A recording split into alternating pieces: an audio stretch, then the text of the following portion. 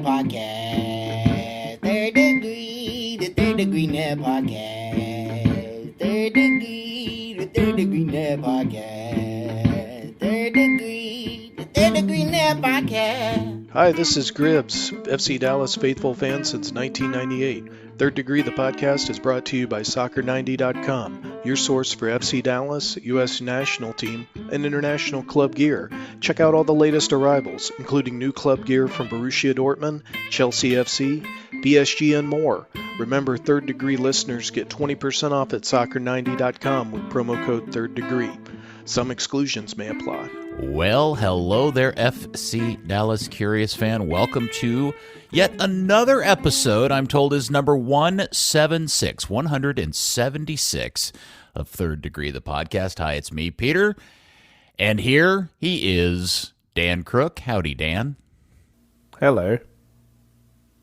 Okay, hello. And your hero, my hero, everybody's hero, editor, founder of ThirdDegree.net, Buzz Carrick. Come in, Buzz. Howdy, Peter. That's too many words. D indeed. Yeah. Well, guys, I was not anticipating this particular episode to be as joyous or as fun-filled as it is, but looky here. I don't know what happened, but that went from being kind of a dull thing into something pretty exciting in very short order as Dallas travels all the way to Minnesota in a very important game on the road and gets a win. And not just a win, a 3-0 win, 3 goals and a shutout. Oh my gosh, good times. Shout out. Well, for Peter, for a second there, I thought you were going to start with your congratulations to Oscar Pereira winning the U.S. Open Cup. I mean, I thought that was your. It's way more exciting than you anticipated, but I guess that's not where you were going. No, I was not anticipating Dallas going to Minnesota and winning 3-0. Yeah, well, it's a surprise, but that's exactly the MO of what this team does on the road, right? We talk about it, 55, 60 minutes of killing the game, and then they put the accelerator down, and that's exactly what happened in this case, and that seems to be the way they go at teams. The real positive in this situation is that Minnesota and their low block counter has been a thing that's given Dallas problems in the year or two that we've seen lately.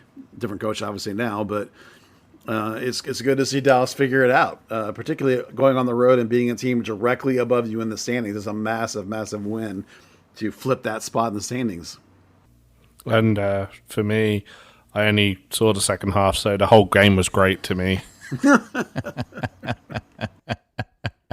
The whole game or the last however many minutes? All that I saw was great. Was great. Yeah. Yeah. I still haven't quite got to watch the first half. I'm not sure if I even will. Why would you at this point? The first half's kind of a Dullsville, so why would you want to ruin the good part with the not so good part? Well, originally because I was going to write about it, but then, life got in the way. And then because I was going to talk on a podcast about it, but then life got in the way. And now I'm just like, why would I subject myself to that punishment? You got the good part, right? Yeah, so good for you. Yeah, so, I turned on in 3 goals. Wow. It was good. Buzz, so what is it about... so I guess the question is this by design? Is kind of futzing around for 60 minutes only to explode over the course of the next, 18 minutes or whatever it takes place? Is 3. Yeah, 3. Sorry. Yeah, it was even less. I don't know why I'm saying 18 minutes. Yeah. It was like 3 minutes. What, 2 minutes, 43 seconds, something like that? Yeah. Right. It was like the soccer version of Dan's sex life right there. Just, wow. Just all over the place. So what is this by design? Is this what Nico's trying to make happen? Yeah. This is a team that the last several years Sorry, Dan. You just got us cancelled. Was abysmal on the road, and had some of the most horrific road records imaginable. So this year they've taken this mentality of, killing games as much as they can and keeping them as tight as they can and giving themselves a chance on the road. This is a MO we've seen all year when they go against what they consider to be a good team. If they're going against a really bad team, they'll play a little bit more. But against these good teams, which Minnesota is a top of the half of the league team for sure, they will attempt to stifle as much of the game as possible. and then shorten the amount of time they have to play really well in order to take the result home. This is definitely something they do on purpose. It's different than how they operate on the home field, and it's a thing that makes them capable of beating any individual team on any one individual game on the road. It's exciting. So where do we take a measure of where Nico has this team at this point? I mean, we could talk more about the game specifically, and I'm sure there's probably elements or moments of the game that you want to discuss. But what I'm really fascinated by is going, now we're 4 games away from the playoffs. They have significantly ensconced themselves in a good position to get a home game for for the playoffs, at least in this moment, right? And so I guess this has been, we've all predicted this was going to be a team that was going to battle for a playoff spot, but they're in a better position than that, at least in this moment. Are we feeling more confident, Dan or Buzz, that this is where they're going to end up, is somewhere in this 3rd, 4th place, or, I don't know. Go ahead, Dan. A little more confident than in the week. I think the RSL draw made it so that what you wanted to be a tie on the road became one really needed a win on the road, and they actually managed that in a tough place to go. Look at the table. Suddenly those games in hand everyone has, 2's become 1, and suddenly everyone's, except for Minnesota now, more than 3 points behind. It kind of is a case of, Dallas is in a great position for 4th if they just keep up doing what they're doing. But okay, fair enough. But let's look at the record of the games of late. They beat Philadelphia at home, which was a fantastic win, and then they immediately turn around and get trashed in their worst performance of the year. And then they follow it up with a pretty mediocre performance at home against Real Salt Lake.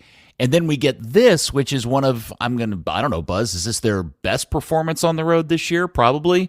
So what is Nico's team? Which of these 4 games do you think they most likely are? Well, the Philadelphia result is fantastic. I think that's a really good indicator. The Nashville game is, a lot of that is a big letdown following the big win. The RSL is a better team than you think, so that's a tough game, even if it's at home. Dallas is firmly entrenched among the second tier of teams in the Western Conference. Clearly LAFC and Austin, based on results, it's easy and measurable, are in a different group. They've put themselves separate. So you can argue that Dallas down to Portland is separated by 4 points. All those teams in the playoffs, and LA Galaxy probably consider themselves in that conversation too. The West is a really good conference. Those teams all together are fairly quality. Dallas has some problems still. There are some flaws in this team still. It's not a finished product by any means. It's probably ahead of schedule. I think a coach would admit, if he was being honest. The defense is held together better than they probably expected, to be fair. So this is a team that can compete, again, with any team in the league. The way they play good defense, the way they can shut down a game, makes them able to win any given individual game. They put themselves in a really good spot, and their the remaining schedule puts them in a pretty decent spot to get a home game. And when you're among the second tier of teams, when you have one home playoff game, that gives you a really good chance to advance. And then you're going to have to get a little luck. You're going to have to get a good road performance. You're going to have to get a little road mojo going to try and get a result at one of the locations of one of these really good teams, more than likely. Maybe even 2 of them, depending on how the breakout happens. So, Dallas is not yet one of the very top elite teams in the league. But I think they've done enough to earn themselves a home game. And that's going to be worth a lot in terms of trying to do a hunt, as I like to call it, which is get in and give yourself a chance. So looking back at the Minnesota game, I'm sure we were all a little freaked out when we started to hear that Hedges had not made the trip due to, is it a knee injury? Knee. Yeah. All right. Maybe you'll have an update on that in a second. Is the best part of the game to come out of the game the performance of Tafari on the road in a start going a full 90 minutes? I actually think it's the second best thing. The best thing is actually the play of Sebastian Lletget, who was absolutely insanely good.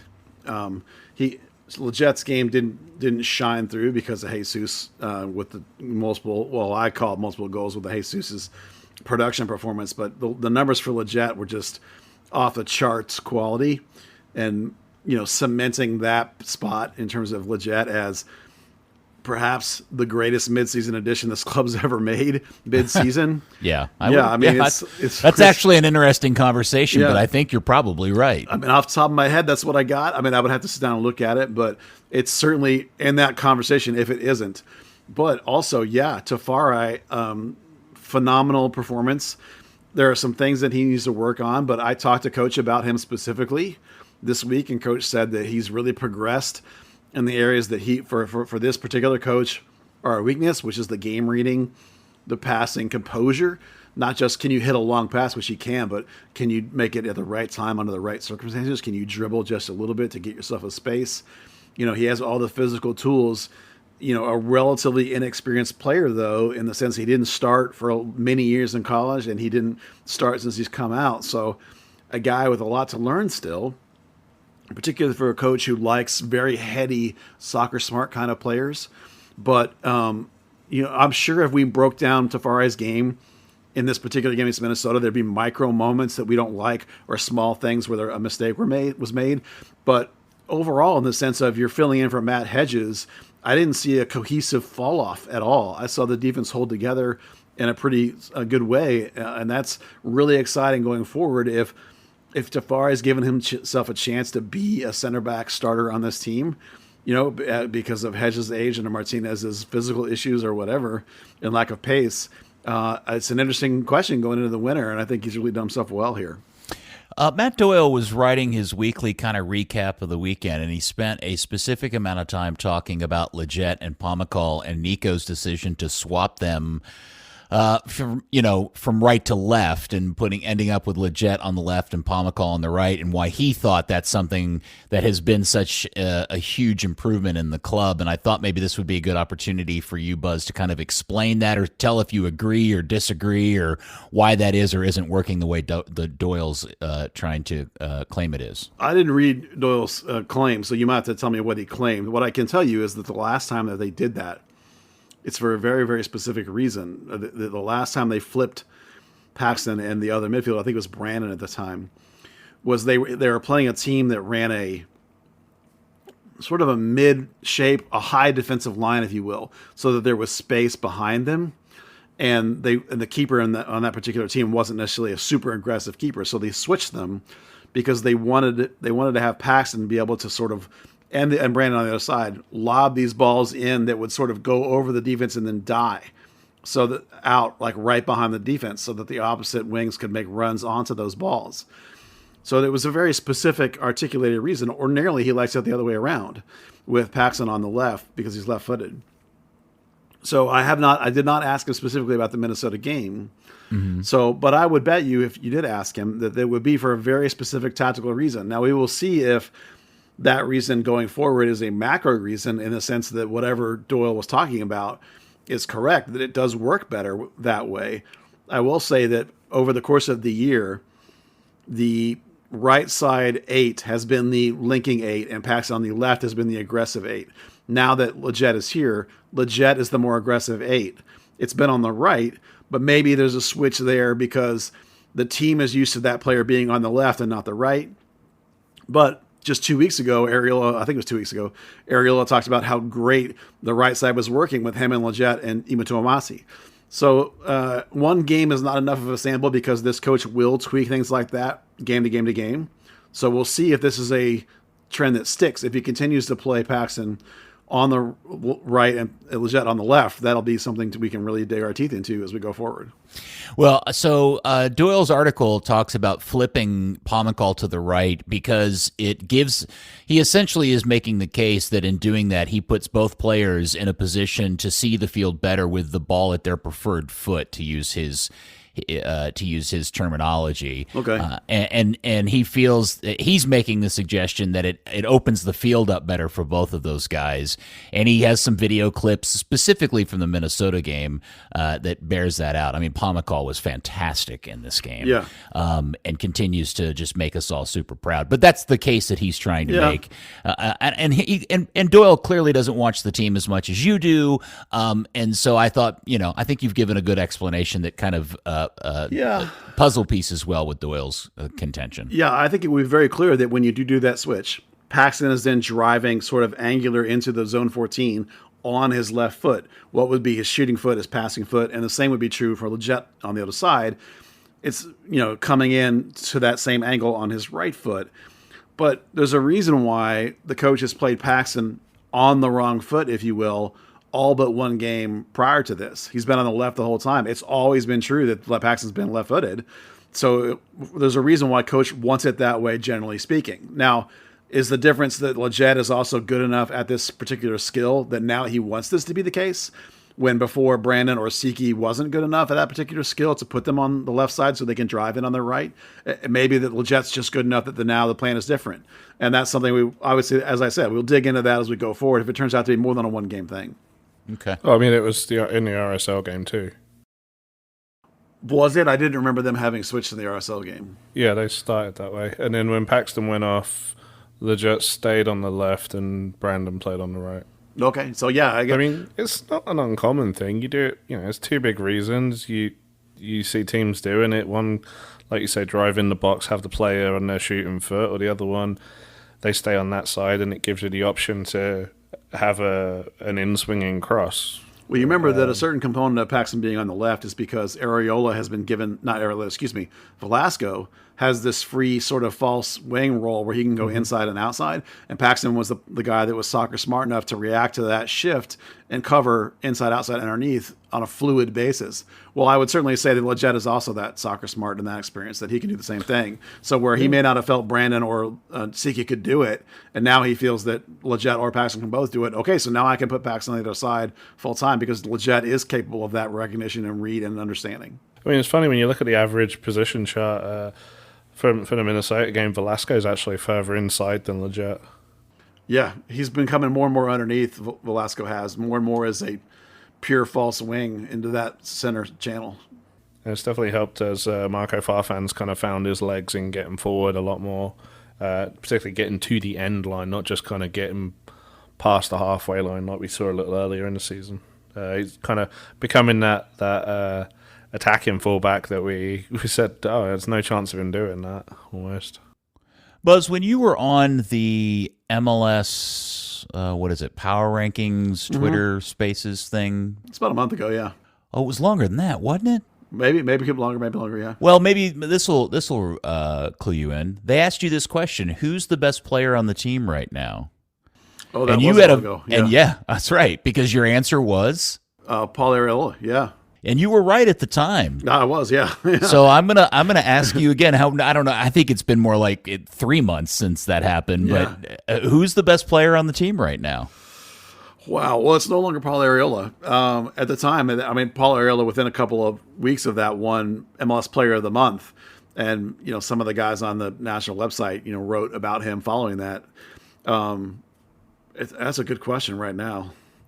Probably right this minute, probably Jesus. Although Lletget's in that conversation for sure, and so is Paxton. Paxton's playing out of his mind right now, the best of his career, in my opinion.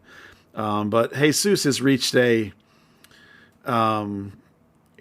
level of presence in the game where he's on the verge of putting himself into the conversations of these special kind of players that we've lamented Dallas has never had. They've never gone after these guys like this. And it's funny enough that they've sort of waited long enough that they've almost perhaps developed one of their own. He's making these plays and these moments that are deciding games and swinging games. He's a deterministic kid, very focused, very driven, very in the moment. He's not being distracted by things. And so probably right now, peak form is Jesus. It doesn't matter where he's playing either. He can drop back to almost like the 6 and still have a huge impact on the game. Yeah. I think you guys would agree with me that when you've watched this game long enough, you tend to pick up on the idea that players just have kind of a vibe to them, and you can tell tiers of quality. And I don't know until with Jesus at this moment, despite some really good players this academy has churned out, and Weston is one of them. Although I can't attest to Weston's quality specifically just to Dallas, because I think a lot of that came once he went to Germany. The base was there from Dallas, but the real stuff I think happened once he went to Germany. But with Jesus, I really feel like we have our very first homegrown that when you watch him play in Major League Soccer is very clearly on the precipice, if not already past it, of like, yeah, I'm playing in a league that I'm already better than. Yeah, he's close. When he was in the academy, in my opinion, Paxton was always the talisman in that group. He was the guy that took all the attention, commanded all the eyes. Jesus was a good player, but it was always Paxton that everyone was drawn to. And while Paxton is an extraordinary good player, it's now Jesus that's become transcendent. He's become a personality. You see him doing these things on social media, whether they be photo shoots that have unique styles or doing features about himself wanting to be this other thing. He's become no longer a kid, man. It's part of being this level of player is knowing who you are and being comfortable in your own skin. And for Jesus, a lot of this has been the shadow of his father. And so for the first time now, I think when you watch him play, he's passed up his dad in terms of his impact and his ability. The league is better now than when his dad was here. So I think he's emerged, if you will, from this developmental phase of his game and his life, and he's become this iconic player for this club in the last year. So it's a guy that, as you say, Peter, it's right. It's a guy who's become one where he can do what he wants when he wants to do it. The game is the opening for him. He can see it faster than anyone else is seeing it around him. This is the kind of play that if he was at a lower level, you'd say, okay, time to move up. And so I'm sure someone soon will be saying to this kid, it's time to move up. And a lot of that may just come with whether he accomplishes what his goals are here at this club.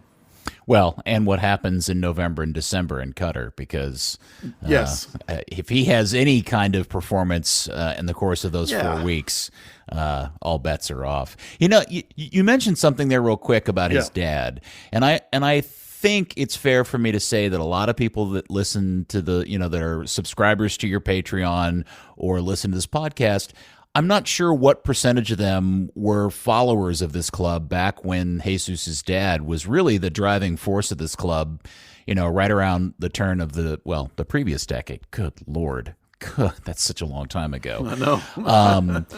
And I now that I really think about it, I know he's passed him statistically in many ways, but we've been here, Buzz, for both of these things. Jesus has passed his dad now in terms of status within this club, and I had never thought of it in that way until just now. Yeah, his dad had less help. The Cup Run team. Boy, did he ever! Yeah, the Cup Run team was the best defensive team this organization's ever had. Was defensively just lights out, but offensively had next to nothing. And his dad took a heavy beating, was fouled a lot, but carried the team a lot. Jesus, has that same magnetism now, but is a much more productive offensive player. Slightly different position in the player. David was more of a deeper, pure, more like a that old school 10 that was sort of right under the striker, whereas Jesus we think his best spot's an off striker like Jason Christ. So there's a slight difference there in terms of the goal production that's going to come. Certainly when Jesus is playing as a 9. But I think that even though David Ferreira was a league MVP, I think a lot of that was because his team was really good and he was the best player on his team, whereas Jesus now is producing both goals and assists and is having a volume impact on the way the team plays forward. And I really just think that, in terms of boosting his team, now we'll see how deep of a playoff run he can make, but in terms of his team feeding off his energy and feeding off his movement and feeding off his play, I agree with you. I think he's almost become more of a talisman than his dad. Now he's going to have to do it for his dad did it for a couple more years, so you got to produce it more than just one season. But just terrific. I love seeing it from a kid who started here at 9 years old when his dad was playing and grew up in this academy. It's so exciting. Yes, and makes you feel super old too. That too, yeah. Dan, were you here back were you around during the David times? I don't remember. Yeah, I was here for his last 2 years. Yeah. Those are right good times. Until he wrapped his hands around Jackson's throat and got them both kicked out the team. that was right. End of it, yeah. I forgot about that.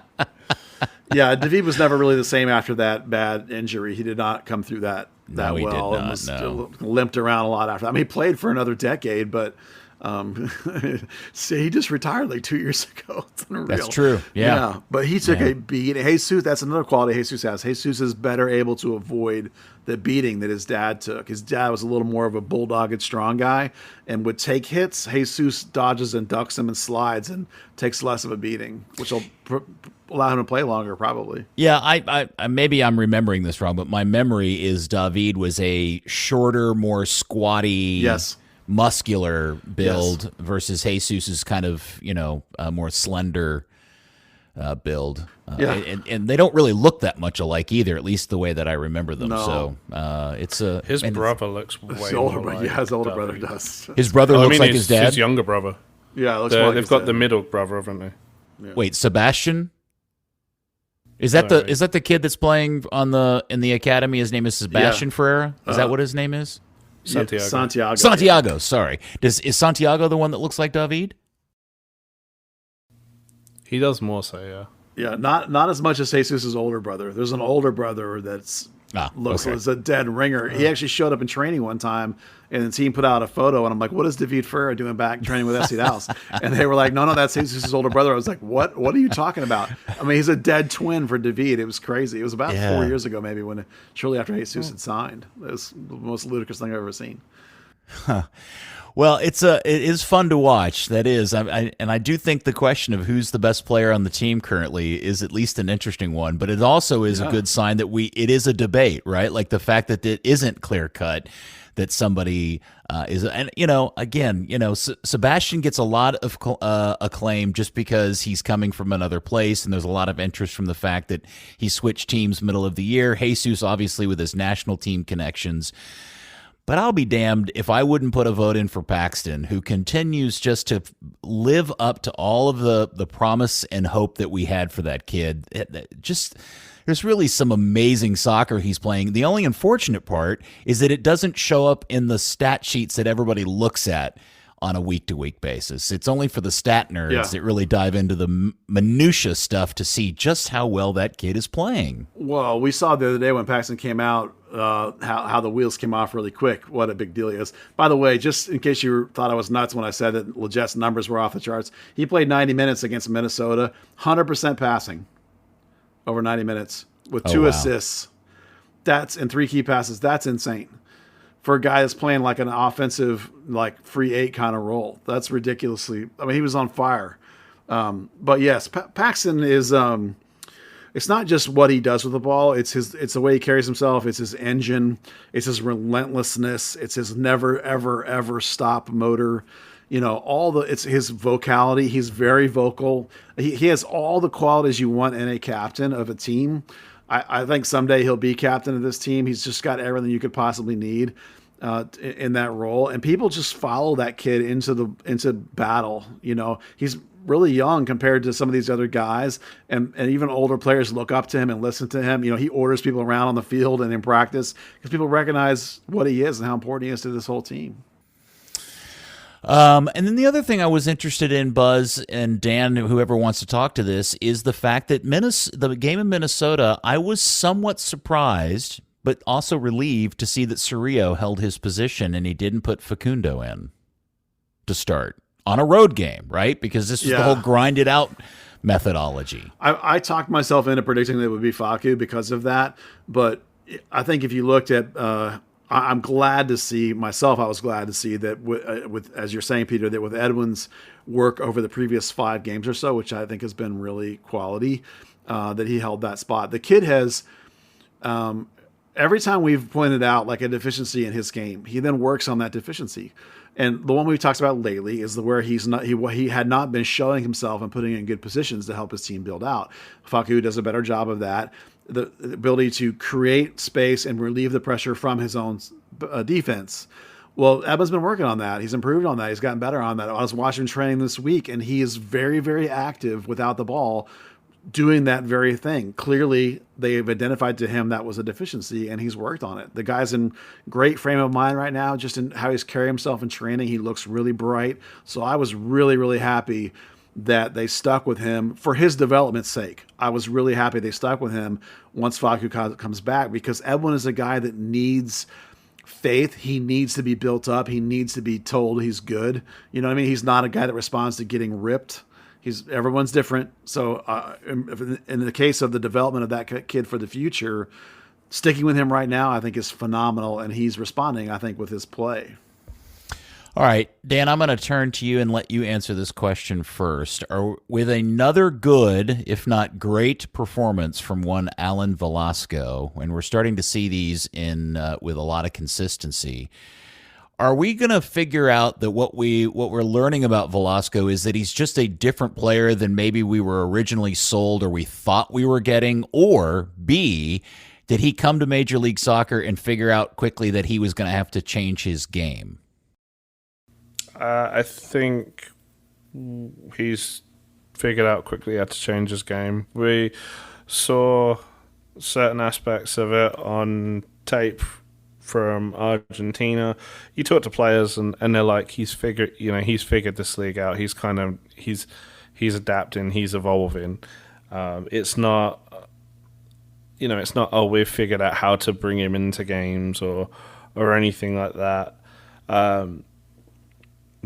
We knew obviously he was a player that could play out wide, not necessarily as a winger, but a essentially creative player, and he's just taking that next step of where he is as a player that can come from the outside onto the inside, affect play really on both flanks from that central position, and just run things around him.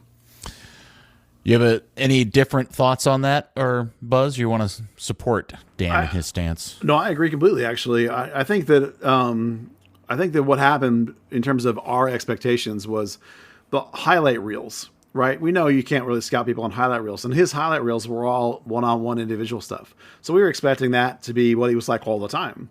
And I definitely agree with Dan that I think he got here and tried that, and realized he was only getting 1 out of 5 or 6 dribbles successful, and was turning the ball over all the time, and really quickly realized, okay, I can't do that.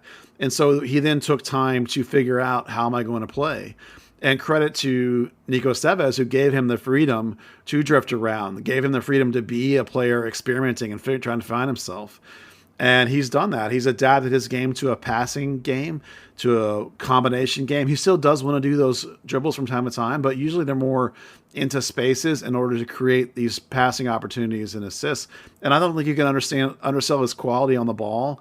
He does occasionally still make bad decisions, but he's 19. That's fine. You can look at his touch and sometimes the exceptional nature of his passes and the free kicks that he does or the shots that he does that can show the quality of his shooting.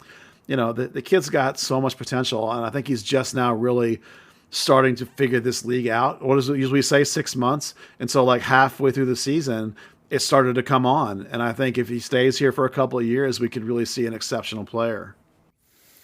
So next up on the docket is a big game at home Saturday night against LAFC. LA had been in a bit of a rut. They had lost 3 in a row at San Jose. They got pummeled against Austin down south of here.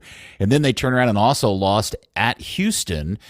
But they did beat Real Salt Lake at home last, and now come to Dallas and have a road game, by the way, following the game in Dallas at Minnesota. So they've got a bit of a tough role.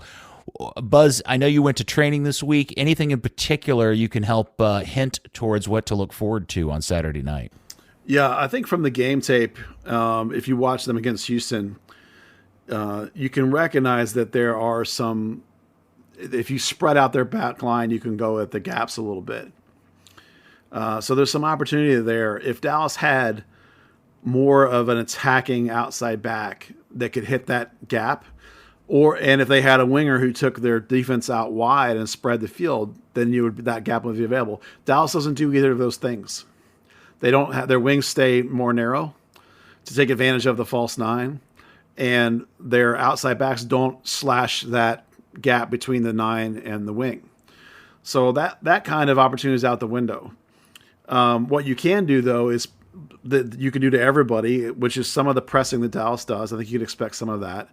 Dallas will, as always, like they do, look to get fouled in dangerous opportunities between Velasco's ability to shoot or Matt Hedges' or maybe Jose Martinez. There's a couple of guys that can head a little bit. That's the other way they go.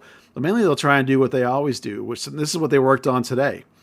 Not today. When was that? It was Tuesday. That's the day I'm allowed to go. So they were working on press breaking, and in particular, where the extra man is when they break. They've developed, and this is something I talked to Coach about. They've developed, and I talked about it in my 3 things. They've developed this ability to sort of mash the accelerator once they pick the ball up. It's what people talk about worldwide, transition game. When you get the ball back, you want to attack quickly forward. Now, Oscar Pereira's teams used to do this, but that was a little bit more direct. Nico's teams get forward in a hurry, but the ball is quick on the ground, and it's pass, and then Jesus is on goal. And you saw that against Minnesota, and all 3 of those goals, that's exactly what they did. They have the ability to turn on a dime and mash this accelerator and catch you off guard. So that's where I think you can look for them against LA to try and take advantage of that. And look in particular for when LA presses, when they defend you coming out of your end, they sort of set up a little bit like Philly. Philly plays a narrow diamond, right? Where they have 2 strikers and a 10, and then they have 2 8s and a 6. It's a narrow diamond. So even though LA actually runs a 3-man front line, they drop their 9 back behind their front 2, and they press with their wings. So in a way, it'll look a lot like defensively like Philly. Well, they did well against Philly with this very thing, this mash the pedal and go, this finding perhaps the open guy, the guy that's not being covered as the team rotates like they do, because Philly likes to rotate towards you at midfield. The other guy is off on the other side. So look for that. Look for the rapid transition game. Look for these quick switches. Look for them to try and make opportunities when they break lines, and this is where Jesus checks back is a big part of this, whether it's the line they break from the backs to the mids or from the mids up to the front. When those moments happen and they get transition, that's where you can try and take advantage of LA, because you can get quicker on them than they can get on you. Now, the problem is, of course, that LA is extremely talented all over the field. They have lots of guys that can score on you from lots of different places, and they have guys that know how to take advantage of key moments in games like Carlos Vela does, and these big moments. That's one of the things that makes them so good. So make no mistake, it's a very difficult opponent, but you have a better shot in your house than you do in their house for sure. They're roughly 500 on the road, and they're 1 loss all year at home. So your chances at home, as your house, you're going to have a chance. So I think Dallas will do like they always do, which is try and muddle the game up a little bit and take their chances when they come with this acceleration that they've developed. Well, what's interesting is it's really the last game of the regular season against an opponent that's going to be, I think I'm correct in saying that's going to be, because the last 3 games is at San Jose, at Colorado, Kansas City. Those 3 teams aren't likely. No, they're out. 3 of the bottom 4, yeah. Yeah, so, if you can get anything, and especially if you got a win at home against LAFC, man, you have really, really set yourself up for a fantastic end of the season, because not only do you have an easier schedule, Nashville below you, they have LA, then they have to travel to Austin. Houston's their easy game, and then they end the season at LAFC. I think as Dan was trying to imply, the win in Minnesota really put themselves in a good spot because it put them up to 3. Yeah. It almost means this LAFC game doesn't really matter, other than it's a good chance at the end of the season to prove who you really are. And are we really in this class? And if you are, fantastic. If you're not, you still have 3 games where you feel relatively good about yourself and a good chance to go through those games without losing. You should have to do it. You can't just point out that those teams are bad on paper and then think it's going to be an easy. You got to do it. But this coach has not shown that sort of slackness in his club. And so you got to feel really good about the schedule is as good as it can be to set you up for positivity heading into the playoffs. And this LA game in the end is not what's going to get you a home game or not. It's the last three that are going to get you this home game or not. And Minnesota win on the road set that up. That was the key. Yeah, I was trying to think back on either one of you. I seem to remember Dallas didn't play poorly in the game at LAFC. They just had some bad moments and ended up losing that game 3-1. But I don't remember or recall it as being a bad performance. Do either one of you have memories of that game clearly? I'll take that as a no. I don't think either one was at it. I'm trying to look it up. It was end of June, and it was a 3-1 loss, and it was 1-1 after like 40 minutes, and then LA scored. I think twice in the second half. I think is how it worked out. Yeah, they scored in the Arango scored in the 57th, and Opoku in the 86th. And I just don't remember Dallas playing. I think we came away from that game feeling like Dallas played okay, but LA was the best team at the time, and losing there was no big wasn't anything to be ashamed about. The reason why I'm bringing this up, guys, is what I'm interested in seeing is the difference between Dallas then and now, and how much improvement we can see in what we've got today versus what we had back then when they had to travel to LA. I feel like that game is one of those games where the LA brought in two fast physical strikers and really ran at the two center backs, which is something we've identified as an issue with this club. I think that was one of the games that was an indicator to us that like, there's an actual problem here. That would be the worry, is that they remember that and they do that again. Will they? I would bet that they won't come out in that kind of shape. I mean, Arango's a starter usually, but Escobar and Opoku were the ones they brought in. So I don't think those guys will start, but they'll still have that in their bag. And so I imagine that LAFC will be quite content to be pretty even, through most of the game. And they'll try and get you like they did last time, which is those physical, faster, go right at your center backs kind of guys. And that's actually an issue that I talked to Coach about. This fact that these physical, fast guys have exposed them a couple of times. And we specifically talked about Nashville because of Mukhtar's, what he's done. And he said that really it's an offensive problem. And I thought, well, that's a weird way to say that. He said, no, listen, think about that Nashville game when we failed to build forward. We kept turning it over, like trying to get out of our end. Like if our offense is good, if we're playing the way we can play, those moments don't come. We have the ball and we do good things with it, and we don't turn it over right in front of our six and have those guys shred our center backs apart. It's okay to turn the ball over if you're in their far other end of the field. If you're behind their strikers, you turn it over. No big deal. We have to eliminate those turnovers and those miscues as we're coming forward. That's a place LA will crush you no matter who they have in the game if you do that. If you don't build out of the back cleanly, if you turn those balls over coming out of the back, they're going to kill you. And that'll still be a problem in this game. And that's going to be a good test. We'll have to see how Dallas has gotten. That's part of what the progression of Edwin Cerrillo has been. That positioning himself to allow pressure to be relieved, that's part of the progression we've talked about with Ima Tuamasi, right? That outside position where he can progress the ball from center back to midfield. Those progression steps is what has made Dallas better defensively over the back end of this season. And so if those things are on and it's going well, then they'll be okay. If those things are bad, LA is going to snipe them again. Okay. Now, I had forgotten this. I'm a bit disappointed to see this is a 7:30 kickoff, not an 8 o'clock kickoff. Is that correct? It's on the Dallas website as 7:30. Surely their website's correct, right? Well, yeah. Okay. Yeah. What does MLS say? Well, I'm sure it runs all off the same system. For whatever reason, I thought the rest of the home games at some point had switched all to 8 o'clock kickoffs, but whatever. Yeah, not that one. Okay, so in terms of lineup or anything, any changes? Are you anticipating any changes? Maybe Hedges back at center back? Is that pretty much? No, Hedges not back. Hedges has got he's on the side still. Progression, he did like the cones and flags and that stuff, but then he worked with the trainer on the side, which to me means no way he's playing this weekend. You remember they originally said 10 days. That would be over the next game anyway. Have they been specific about what the knee injury is? Just that it wasn't a big deal. And, the fact that he's already running around out there and doing cutting stuff and kicking a ball means it's not a big deal. Okay. So it's just the fact that on Tuesday he was still doing that. Now, it is Hedges. So if Wednesday he was cleared, based on what I saw, I'm gonna say no because the time frame matches up with what they said. I don't think he's back for this one.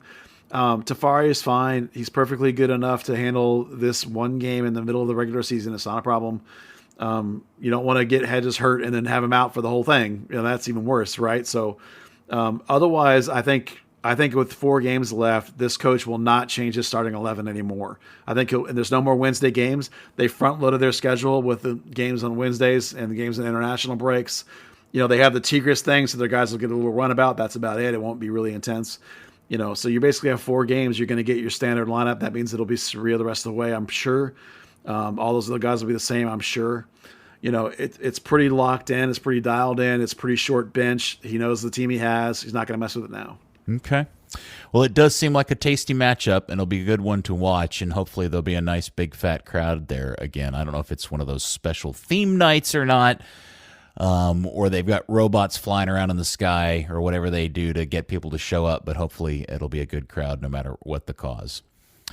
Let's see. So the other thing, Buzz, is you have been writing a lot this week, kind of revealing or discussing all the different academy rosters. Yeah, there's the brand new U16 team, which is kind of cool. It'll be interesting to see how that one breaks out in terms of the roster. They're the only academy team that runs a U16 team now, and they're one of the few teams that runs a U19 team, both of which go to show that they're interested in developing players beyond the professional game. They want to help everybody in their academy reach a higher level. That I admire that. I think it's really good. I think there's some guys that are going to be U17s this time that did not get enough playing time last year because there was no U16 team available. I think that's a nice progressional idea. The one interesting thing about the rosters that they gave me is that they all are 100% divided by year. Like last year, because of the lack of 2004s, there were like 12 kids that were underage playing on the 19 team like all the time. Well, this year it's back to normal, at least initially. Like every kid is listed 100% on the class that they belong with. Now we know FC Dallas doesn't quite function that way. There will be guys that'll be shifting all over the place based on the idea that they're always promoted to the level of that they can handle. The interesting thing will be North Texas. I had a conversation with several people lately, but including Nico, about the gap between the first team in North Texas and how they in particular, and you can see this through their choices. The guys that play with North Texas are the ones that basically are with North Texas full time. There's, the only one that kind of moves between is Bartlett. He kind of trains with Dallas during the week, but then it goes and plays with North Texas. But the other guys are all down there just basically for this season. Antonio Carrera goes back and forth too. But when you look at guys like Khalil or Thomas or guys in that, or Eddie Munjoma. Hey, wait, is Thomas Roberts still alive? Yes. Okay, just checking. He was in the team picture they put out today. I thought for sure they were going to kick him out of it, but he was in it. Holy cow! Yeah. So they recognize there's a little bit of a gap. He wasn't specific, but some of the guys they've asked to go on loans have declined and have said they're going to stay here because they want to train with the first team. I think it's a really bad idea because playing matters more than anything else. Nicky Hernandez was one, obviously, that said yes and went to San Antonio. Good for him. But overall with the academy, it's going to be fascinating to watch how many guys move up to the first team, how many guys shuffle up and down through these various teams. And the one massive overwhelming trend is this idea of recruiting. Some of the teams have as many as 8 or 9 new players in them. They've massively gone out and recruited hard. FC Dallas has this summer, which is the off season for them. They have a new head scout as of a couple of years ago whose name is Christian Espina. I looked it up because last time I didn't know who it was. So if you look through those rosters, if you're interested in the academy, you'll see these new additions, 5, 6, 8 on any given team, to really show, I think, that Dallas recognized that they had not done a good job with recruiting. I've been talking about this for a couple of years now, that they had slacked off in recruiting and that they weren't refreshing enough. They weren't bringing in enough talent. They weren't challenging kids up and down the academy. And there's been a recognition of that. So it's going to be a super aggressive year, it appears, from the people they've added. It'll be interesting to see what happens to my charts of players when I scout them and who I think will be in and out of the picture and how North Texas fits into all this, because this coach is adamant that guys aren't going to be signed, he's talking to me about shrinking the roster and having less and less players on the first team and more players other places playing, whether it be North Texas or other things. So it's going to be a fascinating evolution as it continues here with this club. All right, so I guess that leads me to wonder, for a long time we've talked a lot about how the academy is not designed with a priority of winning games, but rather growing players and in theory, players they can turn around and make a profit off of. Yeah. But are these changes and their willingness to go out and recruit and some of this other stuff you're talking about, is that an indication that maybe that attitude is changing, that maybe they are now focused more on winning games? No. Look, in the context of any given game, you're obviously trying to win. What we talk about when we say that they're not focused primarily on winning is that they use their same tactics up and down the system, and they use their same tactics to play nice soccer, advanced soccer, progressive soccer, regardless of the circumstances. They don't do things like shift dudes around and do some crazy setup so that your 6'7" center back is now playing striker. They don't have everybody playing down to the lowest level they can. They play guys up. They play 15-year-olds at the 19s. They play 19-year-olds in North Texas, right? If you really only wanted to win games, you wouldn't move kids up ever at all. That continues to be the priority, is they move kids up, and try and get them progressive and playing at high level. You do see moments where there might be a big tournament where they might say, okay, this time these teams are really, really good. We can bring down these guys back down a little bit because the opposition is really, really good. So there's still some pressure there. And maybe now we're going to try and win those things. But you're not going to see that happen against Rio Grande Valley when your best players are all gone and you still win 8-1, right? So it remains a thing that winning isn't the priority. What they have figured out is that they're getting knocked out of tournaments in the group stage. They're not even advancing to the important pressure moments. They realized that just generally speaking, there had been a drop-off in the overall quality of the academy. Even if you only care about the top 2 players, the top 3 players, you still need 17 good players if you're going to actually advance in tournaments and advance into the playoffs, right? Mm-hmm. So you need to make sure your whole team is good, even if the one you only care about is Tanner Tessman and Brian Reynolds and Paxton Pomacall. In terms of the first team, those are the only ones you care about. That doesn't mean you don't care about all of them in terms of getting to college and all of them in terms of about making your entire organization be quality. See what I mean? I do. Yeah. No, that's a good explanation. And sometimes from a guy from outside the academy might become Tanner Tessman. Remember, he came here at 16, and Thomas came here much, much younger. He's a bad example. But they have had guys. Chris Richards came in at 18. Chris Kappas came in at 18. So recruiting late does sometimes get you a guy who is your guy you want to sign, who is the guy you can sell. But it's not always. Sometimes Jesus is here at 9. Sometimes Pepe's here at 13. You need to be recruiting and adding, whether it's general quality, like I need 10 guys to bring this club up to a better competitive level, or I need 2 guys because one of them is Caleb Swan, who's the best player in his age group in the entire city, and I'm bringing him in from Solar. So there's always various reasons. Everyone's different, and the reason why you recruit him is different. Maybe there's a positional need because I know that Nolan Norris is going to be with North Texas every game. So now all of a sudden I need a left back for the 19s. So maybe I go recruit a guy there. So there's a million different reasons why you recruit a guy. I think there's just been a recognition that they had not done a good recruiting job, probably in the COVID era, probably since Lucci was promoted out of the academy to the first team. So the 19, 20, 21, that was coincided with this drop off in recruiting. And now they've remedied it, I think. All right. I'm going to kind of change the subject, and I'm not even sure if I'm supposed to ask this question. Oh. Can you tell me what in the F is going on with Blaine Ferry? No, I can't tell you. No? I'm hearing stories, but they're all secondhand. And unless somebody intimately involved in the story wants to talk, I can't do anything with what I'm hearing. I think you can watch him play when he is in the game, and you can tell that it's not because of the way he's playing. So there's something else off field to why he's not playing.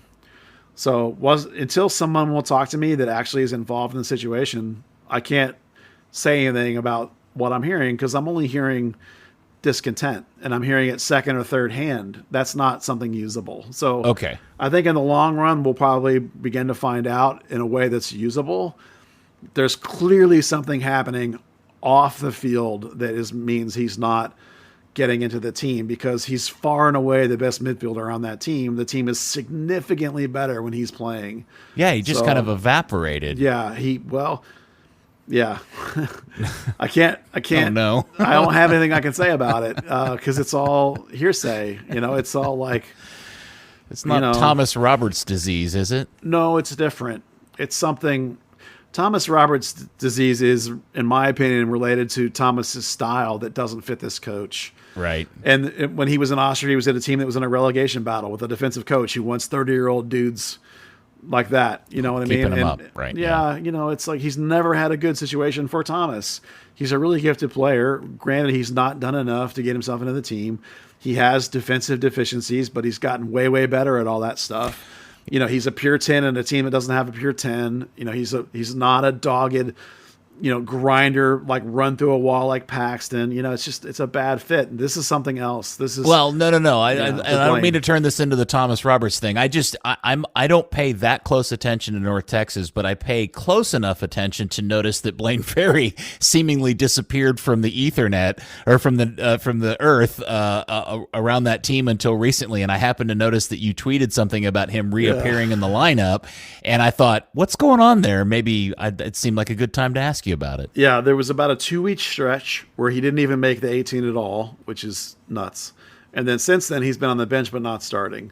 So I would imagine that if anyone follows sports enough, what that sort of means. As for who, what, when, why, I have no idea other than, like I said, hearsay, which I can do nothing with. So hopefully they'll start playing him soon because without him, they will not get far in the playoffs.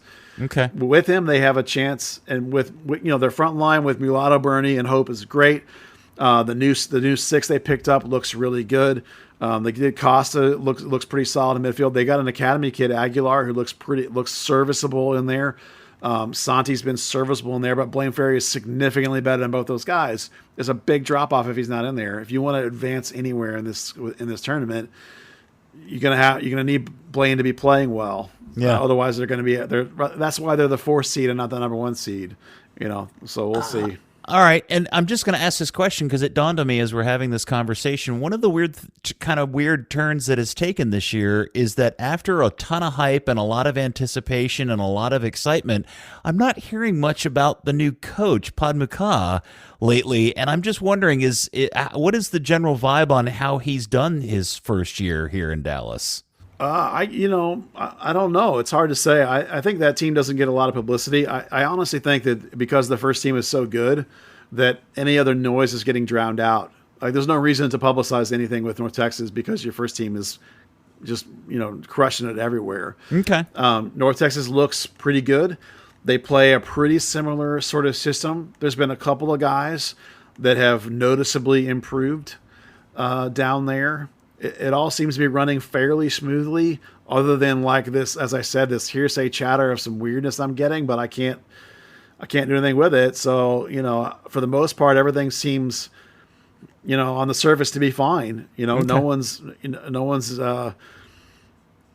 hinting around that something weird's going on. It's just no. I asked the question because the club spent a lot of time promoting him in particular, and it seems that has stopped. And I just wondered if he's didn't jive with it, didn't like it, or if something else is going on or something. No, he still has that over the top personality, very gregarious. I've never really had a conversation with him, but I see him on the sideline. He is quite vocal.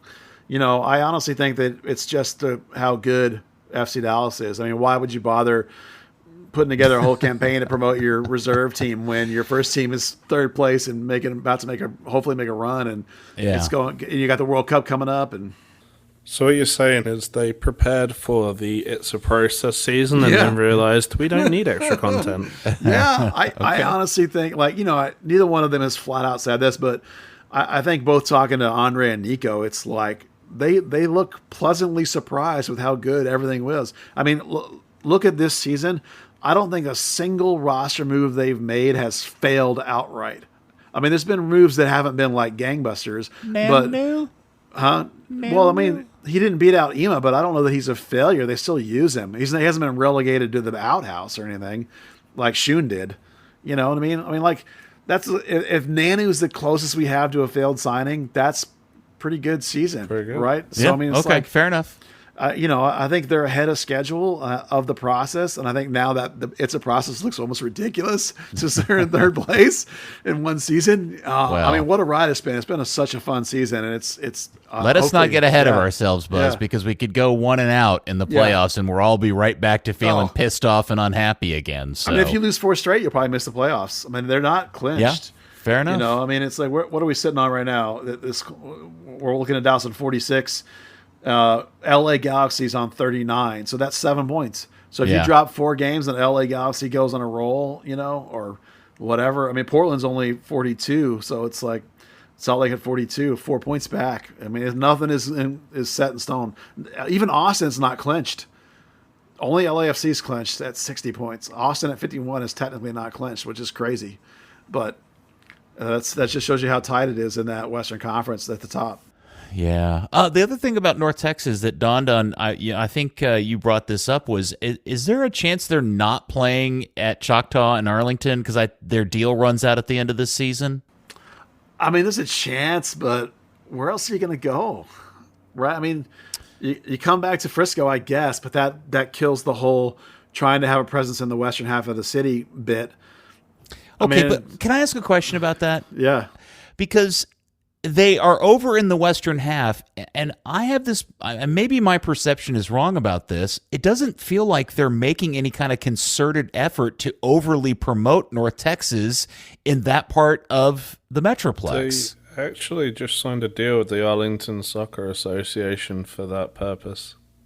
Yeah, I will say doesn't that seem weird to do after you've been there for 3 years? Or 2 or whatever it is? That's a sign that they're staying.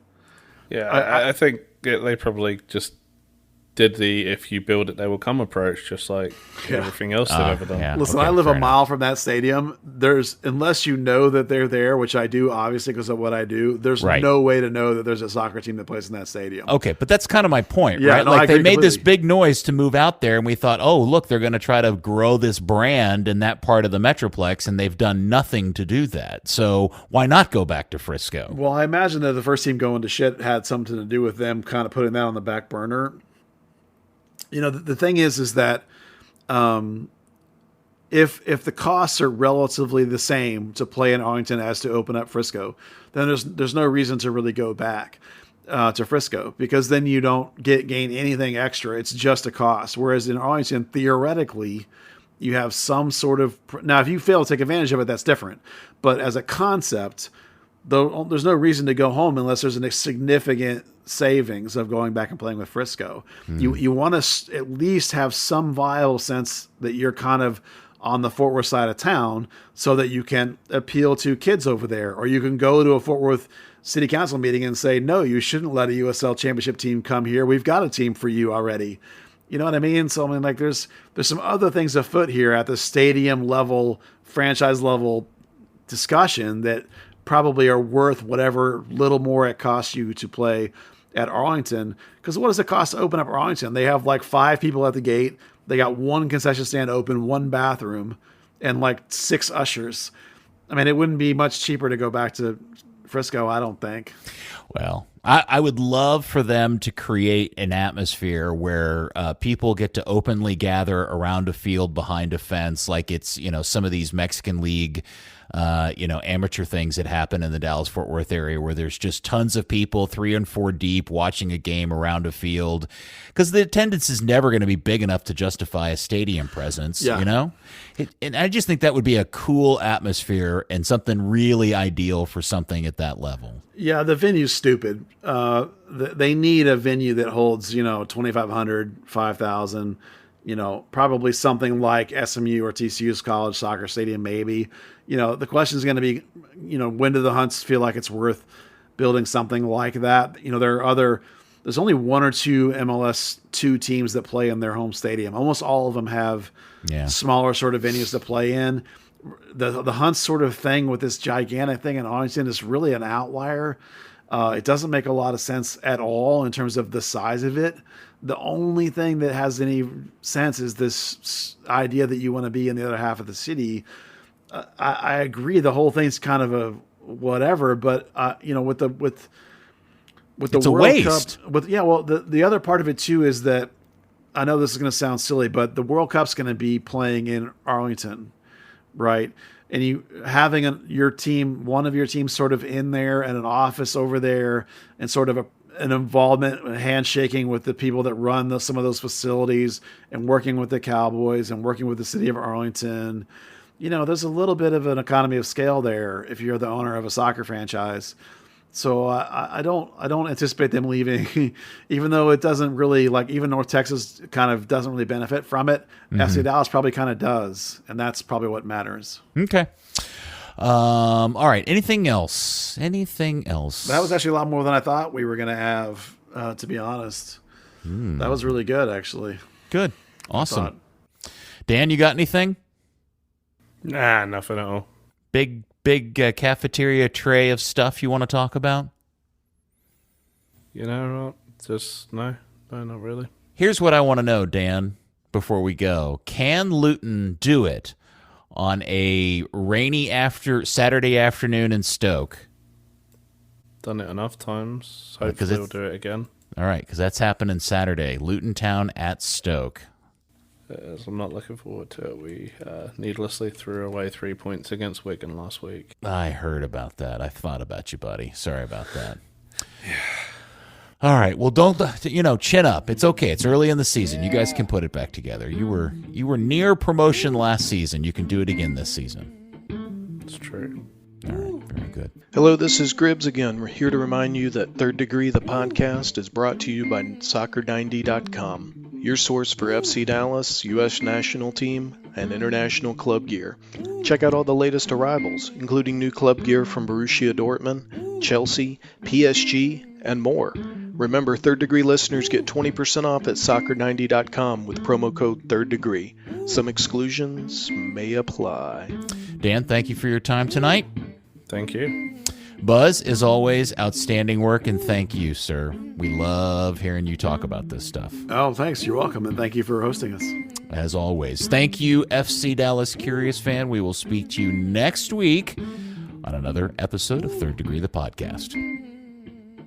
Beat LAFC, please. Woo! Woo! Third Degree, the Third Degree Net Podcast. The Third Degree Net Podcast. Third Degree Net Podcast.